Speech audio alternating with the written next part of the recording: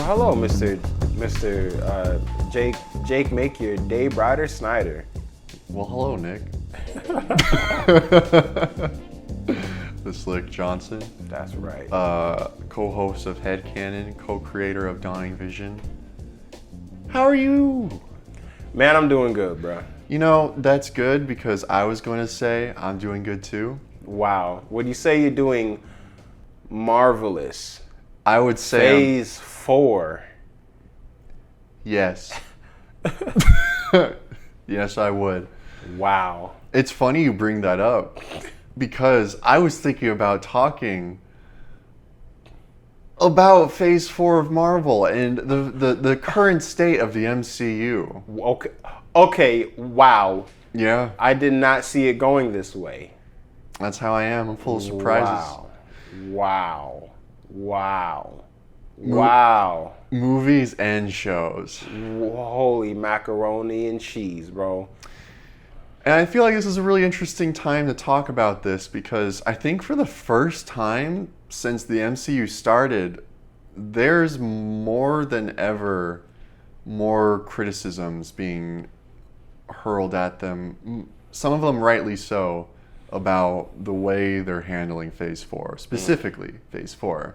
Yeah, man. Because things, it's been a rough year for Marvel, 2022. Seems like it. At least, yeah, no, it sure seems like it because they were riding high off of No Way Home, end of 2021. That was like, I think it topped Infinity War or approached Infinity War in terms of box office success, and that was a quote unquote solo movie. That was a huge way to end 2021, and then riding high into this year, we started with I think Moon Knight. Unless I'm forgetting. When did Shang-Chi come out? That was before No Way Home. That was last September. Well, yeah. What about Hawkeye? Did that come out at Christmas? It was a Christmas-based show. I didn't see Hawkeye. Wow. You saw Hawkeye. That's right. Was it good? Like, yeah, I feel like it could have been a little bit better. Yeah. Well, it's like, I don't know if this is one of those situations where it's like, it could have been better, or like, I would have just did something a little bit different with it. Yeah. Yeah, because, it's like, it's kind of spoilery. Well, no, not really. Okay, no, it's not spoilery. And the reason I say I would have maybe gone a different route was because it's Hawkeye, but it mostly focuses on the Kate Bishop character. And nothing wrong with that, but it's like, for basically since he first came on the screen in the first Thor movie, it's like, I want to see more of this character, especially after Avengers, because it kind of seemed like they didn't know what to do with him in that one. Right. Which is why he had the storyline that he did. And then especially in Avengers 2, when he was having his scenes with the Scarlet Witch character, and he seemed like a big brother type figure. It's like, show that. Right. You know, develop that story a little bit more. So then it's like, okay, bet. Well, we're gonna do a Hawkeye show. Wow, can't wait. I'm excited. But then it's not even really about him. It's just about the Kate Bishop character and her becoming Hawkeye. It's like, okay, sure. She was a fun character.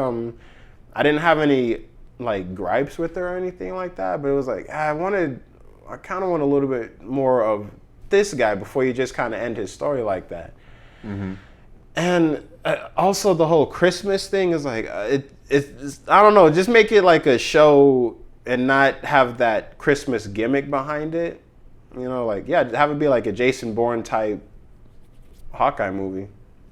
Yeah. Especially since like he is on the run anyway, and I was running for a few years, and I'm trying to put that behind me because if the enemies that I made as Ronin come out and hurt my family, then like that's gonna be a whole thing. So like have it be like he's on the run and he's taking care of the enemies that he made, whether like he feels like he has to kill them or just like convince them to choose a different way or try to convince everybody that Ronin is dead now or whatever. Like make that the show instead of using it as a whole ass gateway for a different character. Maybe like she's introduced and, you know, but it just seems kind of like, okay, well, I want to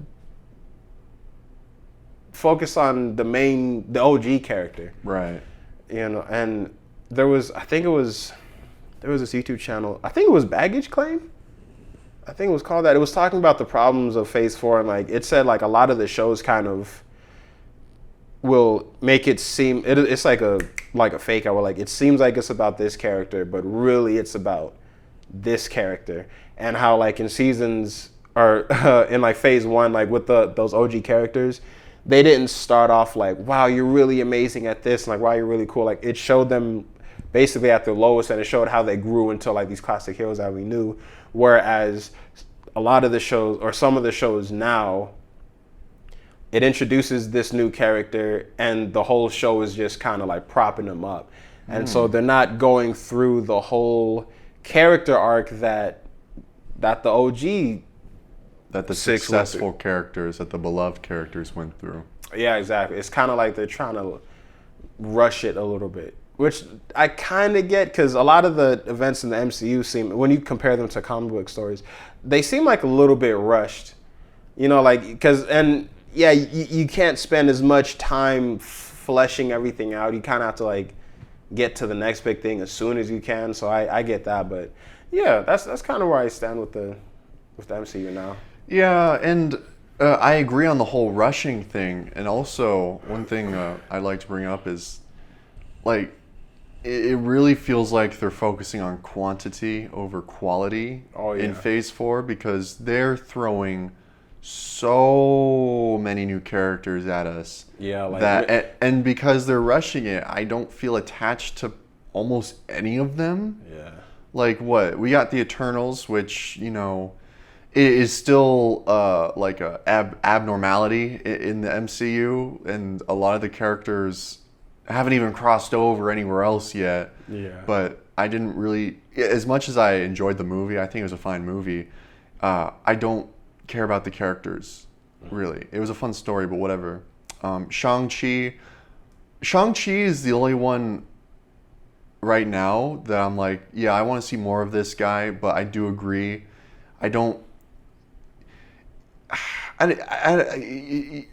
He really felt like he could handle everything the movie was throwing at him the whole time. Kind of like what you were saying. Maybe the movie wants you to think he started out at his lowest, but he was really fine. Yeah. Like he had friends, he had a life. It was really the sister who like had it rough, but we didn't focus on her.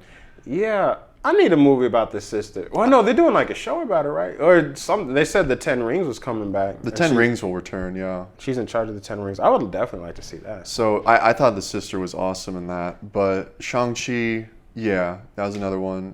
And then I didn't watch Miss Marvel. I didn't watch Hawkeye, but I did watch Moon Knight.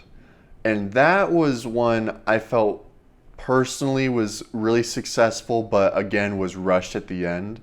Yeah, especially that last episode. It seemed like some things were cut out. Yeah, especially like with the after credits scene. And there's no season 2 confirmed, and they're not even like saying he's gonna be part of the MCU proper. Yeah, I'm like why'd you do it? When they were saying like, oh yeah, one attractive thing about this story that made Oscar Isaac and Ethan Hawke want to do it was they were told it was just going to be like the one season thing. But it's like, well, no, because Marvel, a big thing about Marvel is building franchises. So right. You saying it's just going to be the one thing is a little bit concerning to me, because like I like the character. I definitely like all the actors that they got for it, and I want to see them interact with the larger universe. Yeah.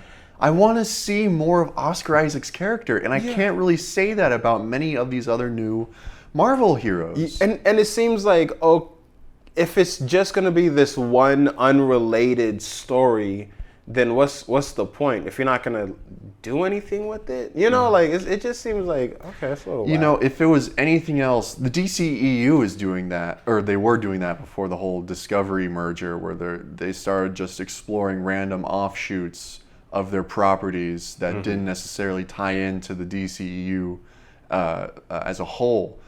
And that makes sense. That's their approach, whatever. Well, it doesn't make sense, but that's their approach that it fits into it. Mm-hmm. But this is the MCU where everything is tied into each other. Yeah. Like everything.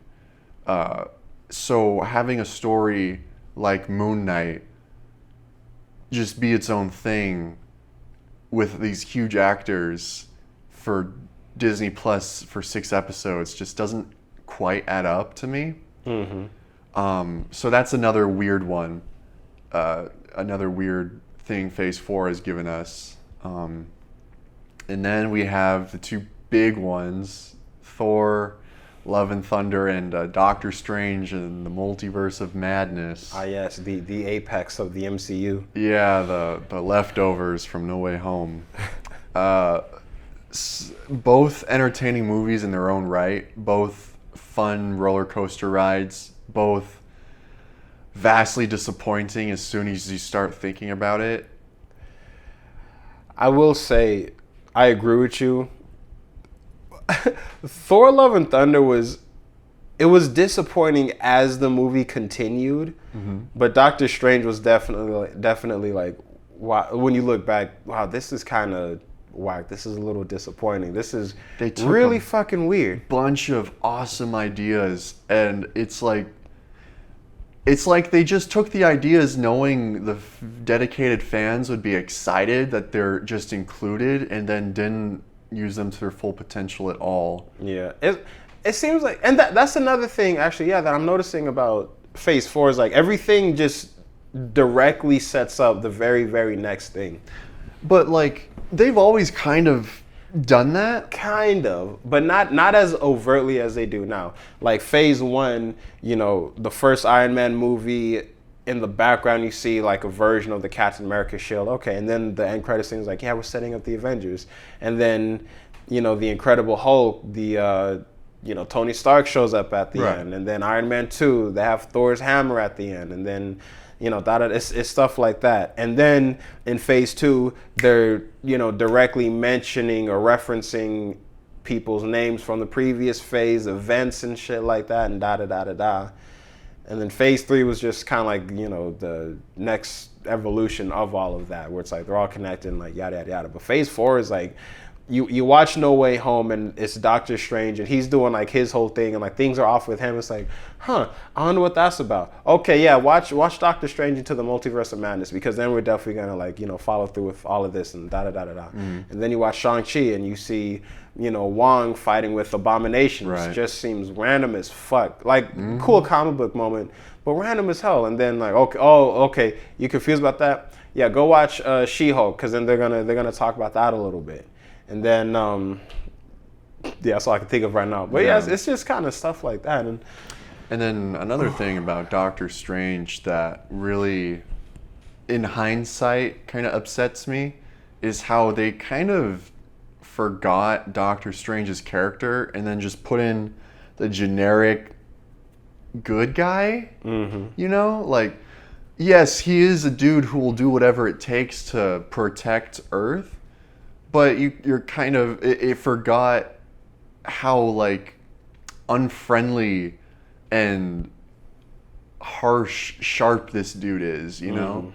Like you were saying to me, you were reminding me like of his line in Infinity War. Yeah. You can go and say. When he was telling Iron Man, like, I'll let you and Spider-Man die if it means I can protect the stone. So that characterization that the Russo brothers gave to him, like, he's willing to make the heavy choices and he's willing to do whatever it takes, and he won't bat an eye because he looks at the bigger picture, where it seems like a lot of the other Marvel superheroes to that point in the MCU, they might glance at the bigger picture, but it's like, oh man, like there's someone right here that immediately needs trouble. But Doctor Strange is like, okay, well, if we help this person, then 5 years later he's gonna grow up and he's gonna like become the Kingpin or some shit like that, and like da-da-da-da-da. So yeah, like a character or Doctor Strange being that guy that, like, yes, I'm a protector, like superhero if you want to call me that, but I'll let people die if it means in the grand scheme of things everything's gonna work out.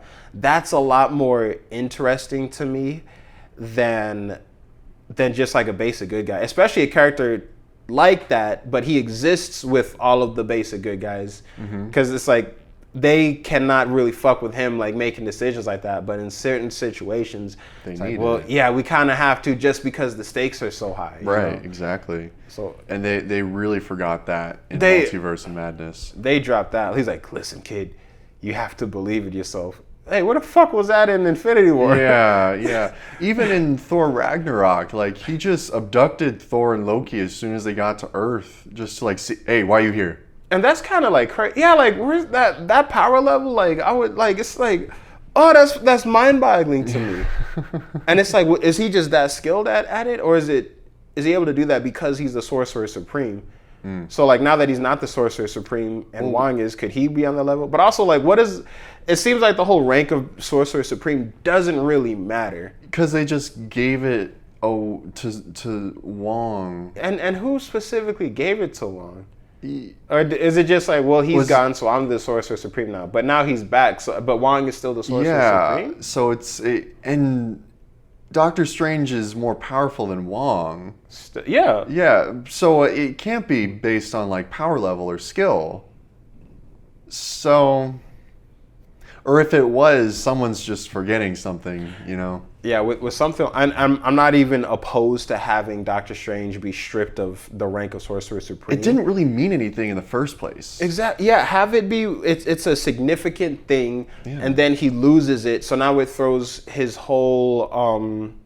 It throws that status quo off. Right. So it's like I'm not Sorcerer Supreme, and like maybe I'm not maybe super he's powerful. Depowered. Yeah. I'm depowered, but I still directly made all these enemies from all these other dimensions, and like, you know, I gotta fight Dormammu, or I gotta fight like this god demon or something like that, just like crazy stuff. But like, man, I don't have power, so now like he has to go to like, you know, darker places, literally and figuratively, in order to fight these threats, regain like the equal footing. Yeah, and it's like, power. And it could even be like he's crossing moral lines, and like, you know, like he's losing maybe parts of his soul or something like that. But it's like, again, this is for the greater good or something. Yeah, no.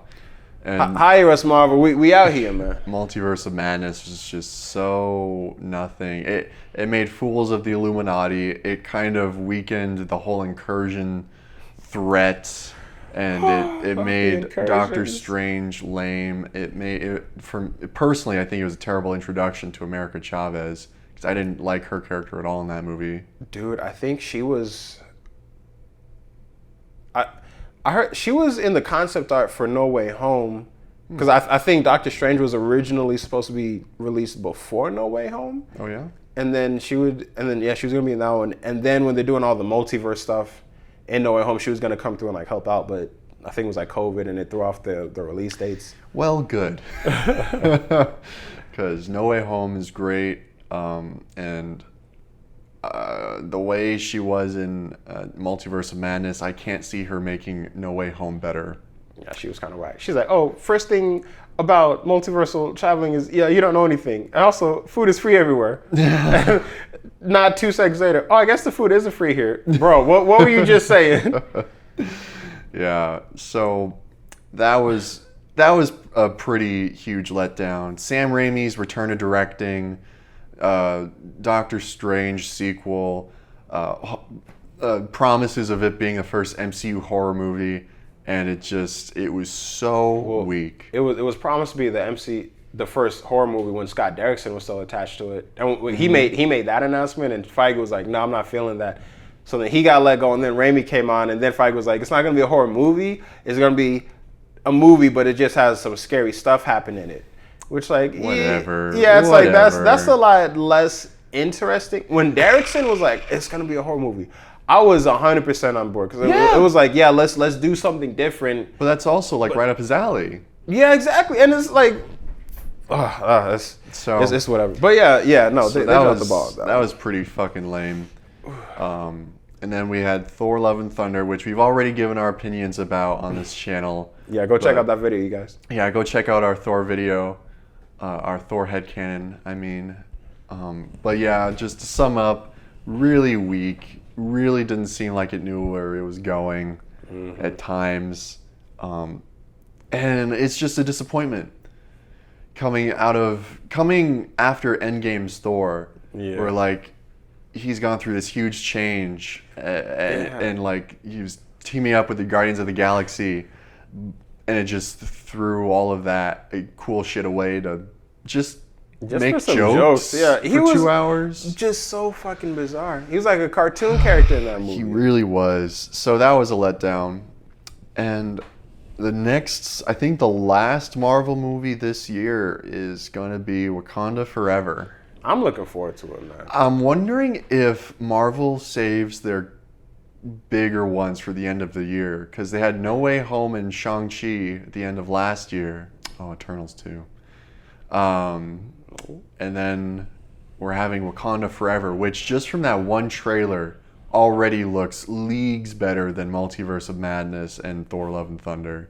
Like, they look on completely different levels. Another thing I gotta say about Multiverse of Madness and Love and Thunder, like Multiverse of Madness should have been like how everybody was kind of scrambling at the last minute and just panicking and shit in Infinity War. Mm-hmm. I feel like Multiverse of Madness, everybody should have had that same mentality, but they were kind of just walking around chilling and relaxing. Just there wasn't any urgency really. It's like we're talking about, and the stakes here are bigger than in Endgame really, because you're talking about a multiversal threat. A multiversal threat, and it's like, oh, pizza balls, dog. Who gives a shit about pizza balls? Were we made out of paint in one of those other realities? Yeah. Like, why would that exist? You know, and then. Yeah, Love and Thunder, they had like, Eternity is like a huge cosmic character, and Eternity was there, and it's like he was just a wishing well, and like, And one thing we actually haven't touched on is the more of the shows, WandaVision. Oh, WandaVision. Loki.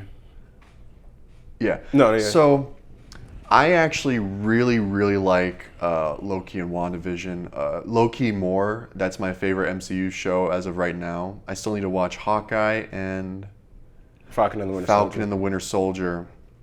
I just haven't had the motivation. But another thing that is kind of defining Phase 4 right now is how fucking messy the concept of multiverses and multiversal travel is. It's time travel, it seems. Time travel. It's just mucking up the details with every new project.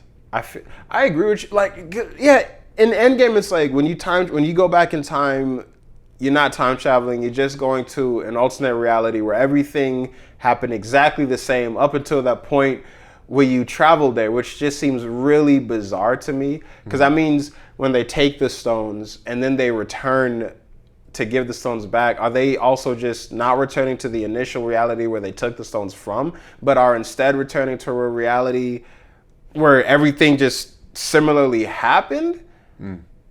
Or, you know, so it's like, that just seems weird, and it's like, you don't time travel, but like it they was did. A really contrived, like over-explained time travel scenario where literally you could have just said, we're going to the past, we can't mess with anything.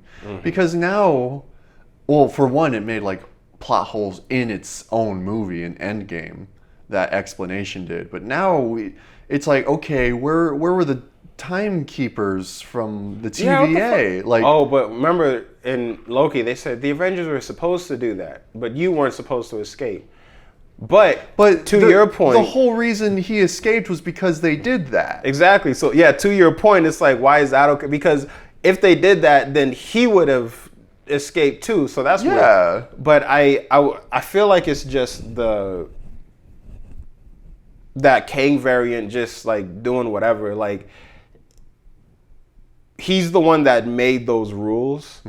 Because like the whole TVA system just doesn't make sense. Like Loki, like they're giving him a fair trial, but they already knew that he was going to be guilty just simply because of what he did, even though he didn't know that he was doing anything wrong. Right. And everybody that was arrested by the TVA didn't do anything willingly to like fuck up the timeline. Yeah, they didn't know they were like predestined to follow one path. Yeah, and then they're being punished for that. So yeah, exactly. I do think that is like, I wouldn't be surprised if Feige or whoever from Marvel just says like, yeah, well, like if it doesn't make sense, it's because like it's Kang manipulating everybody into doing like what he wants. Which, yeah, sure, okay, whatever. But that seems like a bit of a cop-out answer, though. Yeah, but then you get to Multiverse of Madness, and like they're jumping through the multiverse, and incursions are going off everywhere. Or at least that's what the Illuminati is saying. Like they know all about incursions. When it's like, how the fuck would you know about that? Yeah, the only way you could possibly know about incursions would be if y'all were having interactions with the TVA, or if you guys were also just causing incursions, because that one Doctor Strange variant caused it accidentally, and that whole thing was just really weird. Yeah. But yeah, like I had something to say. I smooth forgot. Talking about incursions, like, and how, like, so the TVA were trying to stop branching timelines, but the TVA, they were jumping into other multiverses like it was nothing. And Multiverse of Madness was saying, when you jump into another multiverse, the longer you are there, the more likely it is to create an incursion with your reality and the reality you've jumped to.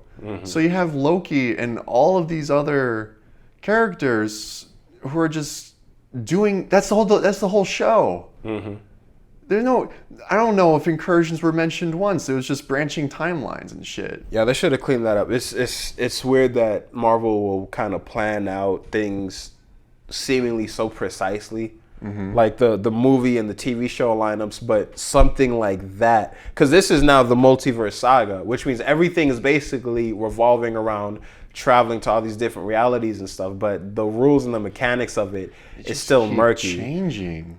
I will say, you said in Multiverse of Madness, it was all the time traveling, and what did you say about that? Like really, like just now? In Loki, that was all they were doing. It was traveling to different realities, and in Multiverse of Madness, they said the act of doing that causes incursions, but incursions weren't even talked about in Loki. Yeah, it seems like the TVA should know like all about incursion, and even the whole like, oh, all the realities slipping in and out just seems. Shouldn't incursions not even happen if the TVA is in charge? Yeah. If they're doing what they're supposed to do, like, no, there wouldn't be any incursions. But also, because the multiverse fractured at the end of Loki, I think Feige said that when they started fracturing in Loki, and then you're seeing it in the other movies, it happened because of Loki. So Loki was the first instant, and because all of those little beams of light were all the other realities, those realities, they kind of all, it's space and time, it's all different. So like it might happen to someone right now in 2022, but then in like the other franchise it happens like a week ago, but it's just because like time and space is folding in on itself. That's why everything is so chaotic. Okay. I am excited though, since we're talking about Phase 4.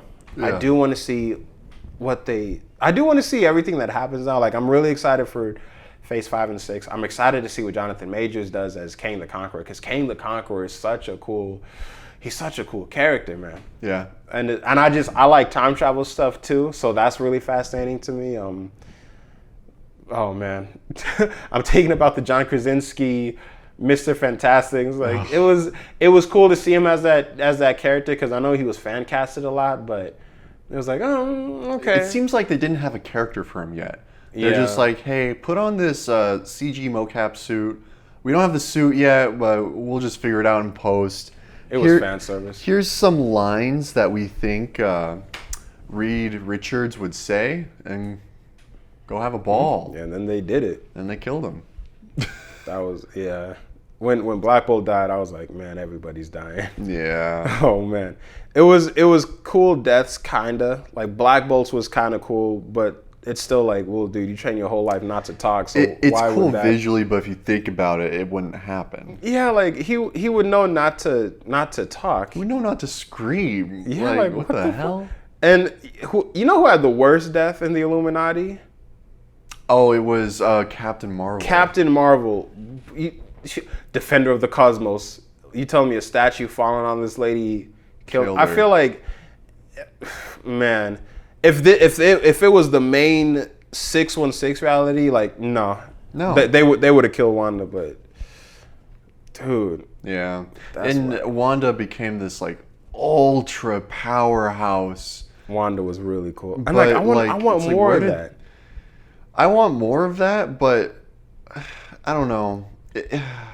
It's just weird to see after like 10 years of her being a non-character. Yeah, especially rewatching Age of Ultron and Civil War. It's like she's a science fiction character, and she's just, I can like read your mind, and I have telekinesis. That's it. That's literally, and I got this like from these science experiments, and then it's like, oh well, she also was just kind of born with magic, and she was this prophesized creator or destroyer of worlds and stuff. And okay, interesting. Like again, to that whole things being rushed, I feel like that should have been like focused on more. Like yeah, do the WandaVision show, and then it ends, and how it ends, and then do like maybe a little, maybe another movie or another just mini series to kind of cap it off, where we see more of that transformation into the Scarlet Witch character.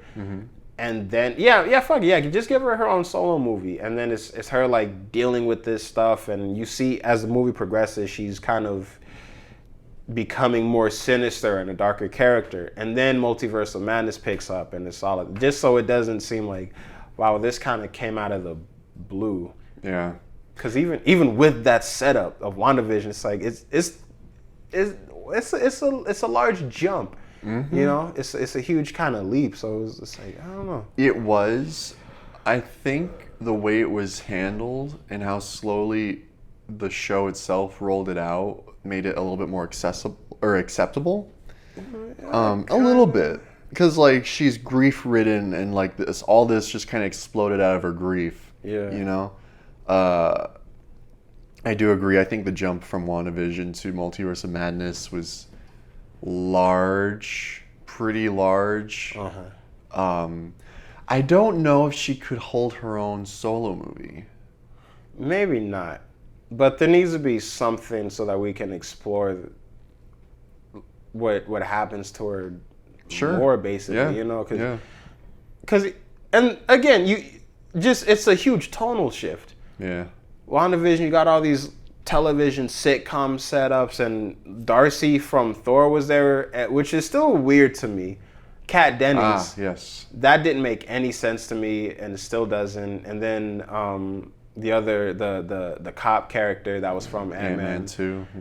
That was like, okay, sure, I guess. It still seems kind of random. And it's like, it seemed like such huge like build up, like, wow, I can't wait to see what happens with their next. And then Multiverse of Madness happens, and like it seemed like the payoff was a little bit weak. It was. No, it wasn't even a little bit. It was just weak. It's just like, yeah, it just seems rushed. Yeah. Is there anyone else we're forgetting? Is there any other Marvel property that we're forgetting right now? Did we talk about Miss Marvel a little bit? Yeah. We had brushed on it. Miss Marvel, like honestly, as a show, I liked it. It was fine. It was fun. Yeah. Anything else to say, or too spoilery, or? Because I haven't seen Miss Marvel yet. Yeah. Well, I don't want to spoil it. It was a good show. It was a fun show. I liked how basically everybody was characterized. It was cool to see a character just kind of so in tune with their cultural heritage. I thought that was really cool. The suit looked cool. They changed the powers a little bit, and I didn't read any comics with the Kamala Khan Ms. Marvel, so I don't have really an attachment to the character like that. But I know that they changed the powers, because in the comics she had more like stretchy powers, and she could even like change how she looked, which when she initially got the powers, you know, she's a brown girl, so she made her look like the Carol Danvers Ms. Marvel, which, you know, a white blonde woman. Really? And so it kind of dealt with that, like, you know, you don't just, you know, be comfortable with yourself, and you do have like strengths and stuff like that, and just like embrace those. So her decision to change back to how she was born is like, within the story, it's like, wow, that's like really powerful. They didn't do that in the show, because she had more, it was kind of like Green Lantern type powers. Like she made like, it was like hard light constructs, but even those, like, it looked cool. It looked like kind of crystals made out of light, which was pretty interesting. Yeah, the suit was cool. There was a reveal at the end, which was like, okay, that's interesting, but So it sounds like you're saying it was a pretty solid entry. yeah, I liked it. I wouldn't mind seeing more of the character. It was solid, yeah. Okay, yeah, there you go. I will say there was like a bit of a love triangle, which was like, I'm tired. I'm tired of this. Oh, yeah. Stop it. I'm trying to think. Right. She-Hulk. We didn't talk about She-Hulk yet. She-Hulk. You know, as of this recording, there's only been 3 episodes of She-Hulk so far. I've seen 2. Nick has seen 3. All 3 of them. The first episode was kind of meh. It wasn't bad. It just wasn't very gripping. I like the second episode a lot more. I don't know how the 3rd episode goes, but maybe after She-Hulk is over, we can do like a quick little headcanon on that. Yeah, it's too early because we haven't finished it yet. Yeah, exactly. So, but as of right now, Phase 4 has just been incredibly hit or miss. Yeah. Was Black Widow in Phase 4? It was because it was after Endgame. Yeah. Wow, Black Widow. Yeah. Like, yeah, it was fine for what it was, but it was good. It didn't really stand out like that to me. But I wish that Black Widow and Ant-Man 2 would have come out closer to Civil War. Yeah, where they actually took place chronologically. Yeah, because watching Ant-Man 2, it seemed really weird because they were like, I can't believe you betrayed us in Captain America 3 Civil War. And I had forgot like all of that shit. So it's like, this seems really random. And again, for like, he's not a nothing character, but he's just so kind of separated from everybody that it just seems really random. Right, yeah. You know, and then with Black Widow, like, yes, this is happening basically because of Civil War, or at least like where she is now. So yeah, that would have been cool if it was like released right after Civil War, or just like maybe a movie or 2 down or something. Because with Civil War, we never saw the ramifications of the Sokovia Accords. Nah. And it's like, well, why bring that up then? It would have been a little weird if it was released right after Civil War, because none of those characters besides Black Widow show up since, basically. Yeah, that's true. Yeah, okay, 2-3 movies after. But no, I agree with what you're saying and why you're saying it, but it does make me wonder, like, what does Marvel have in store for these characters? Florence Pugh, David Harbour, Third Woman. Oh, Rachel Weisz. Oh, I forgot what the character's name was. Are they coming back? Is because I know Florence Pugh's character has like the most potential. Oh, and they also introduced the Seinfeld lady. Oh yeah. Julia Louis-Dreyfus. Sure. She's in Black Widow. I think she was in something else, a show, right? Oh, she was in Falcon and the Winter Soldier. Okay, so they have her as well teeing something up? Yeah, and that's another thing. It seems like a lot of stuff is getting teed up. Like this whole multiverse saga is getting everything brought is up. just being set up, and it's just set up after set up after set up with no payoff. Yeah. Or the payoffs are weak as shit. I'm wondering if at least some of it is going to be paid off before Phase 5, because Phase 5 is going to be the Kang Dynasty. But we already have, again, multiverse saga being set up, right? The Skrull invasion, right, being set up, and something with Hulk, but that might be played out more in She-Hulk. Yeah, there was something because else, he just disappeared on a spaceship. Oh, and the Thunderbolts, which is Thunderbolts. Didn't you say they're doing a Midnight Suns as well? Yeah, they might be doing Midnight They Suns might be. because Blade showed up in a way at the end in the Eternals end credit scene. And yeah, because I remember Kit Harington's character had that sword, and it was like, okay, this seems like some magic stuff. And also, completely tangential a little bit, or a side note, that effect at the end of Eternals where he's reaching towards his sword and like the water is like liquefying and vibrating towards his hand. That looked so good. And I know for a fact the movie's not going to look like that. it's like almost guaranteed in my head it's just gonna look like every other MCU movie, and I'm a little disappointed because we didn't talk about Eternals, but I really liked Eternals. I felt it was really fresh, really refreshing. It was amazing. It's my top 5 MCU movies. Like, it's just, it knew what it wanted to do. It did it. It wasn't its complete own visual style. Like, it still had, the Marvel costume designs and shit. But it looks unique. Yeah. Like, within the huge MCU with like almost 30 movies or some shit, no other movie quite looks like Eternals. Dude, especially the shots where it's like the Celestials in space. When the Celestial was coming to Earth and you just saw him in the sky, Yeah. that was incredible. Seeing just the size and the grandeur of it, man. Oh, I love that. Yeah, and that movie did terribly for whatever reasons. People weren't fucking with it. I think it was too different from the MCU for most fans. Oh no, that's a shame, bro. And that is a huge shame. So who knows what will be in store for those characters now, since they kind of had a semi-Captain Marvel-esque that's a shame. reception. Like I want to see more of these. Apparently, even Harry Styles' character's like, I might not come back. Why the fuck, dude? This is, again, phase 4. They keep throwing so much shit at us, and it's like they're just trying to see what sticks. It really doesn't feel as planned out or like detail oriented as phases 1 through 3 were. Yeah, they need to make up their mind, I guess. They just need to they're trying to appease everyone. And it's just like, it's too much. Yeah. You have your fan base. I don't know. It's just, it's not clicking for me anymore. I'm with you. It's funny too, because earlier you brought up the whole like quantity over quality thing.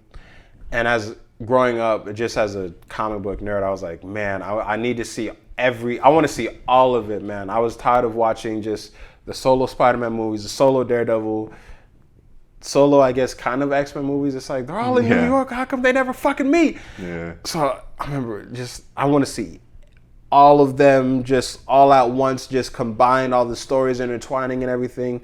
And they're doing that now, but it's all kind of, it seems a little just kind of muddled and mixed up right now. A little unfocused. Because, with Shang-Chi, that end credit scene set something up. But that something, at least right now, doesn't seem like it ties in with anything. It might tie in with Celestials, maybe? With Miss Marvel, because again, her power change, and it was the bangles that she has, and it's kind of similar to the 10 rings that they had in Shang-Chi. Okay. Where it's like, okay, this energy, it's unlike anything we've ever seen from this planet or any other, so we don't know what's going on. And so they still have yet to pay that off, and that's another thing. WandaVision, it's like, okay, so this is directly after Endgame, right? And it's Wanda doing her thing, but also, I think the names I get mixed up. It was Maria or Monica Rambeau. You remember she had like pierced, and it's like, okay, so that's setting up the Miss Marvel or the Captain Marvel sequel, right? But then at the end of that, it was the Skrulls too. Like, okay, Secret Invasion. Okay, and then it was, what else was it? Wonder Man might be set up because the whole like White Vision thing, and he ties in with Wonder Man or something like that. But then it's like, well, there's that Armor Wars show going on with Rhodey. I honestly forgot about that. They keep just not talking about it. And it's like, yeah, and also, Vision disappeared. Nobody knows where he is. And he didn't show up in Doctor Strange 2. That was so bizarre. So is he just going to show up in Armor Wars? Who knows, dude? Yeah, it's like...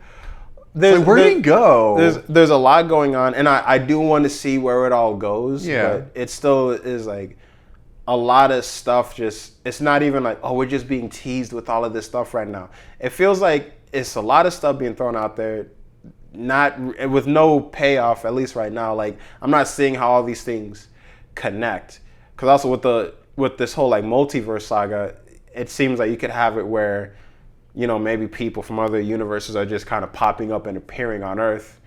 And it's like, okay, are you from here or not? And like that causes some sort of societal catastrophe. But now, yeah, who knows if they can even do that, because Multiverse of Madness is like, yo, if someone steps into another multiverse, an incursion is about to happen. Yeah, and again, and I was gonna say, like, you have people just popping up, but you have Skrulls impersonating people, so that storyline I feel like can get kind of mixed together. It's like, are you a Skrull, or are you from another universe? And it's like,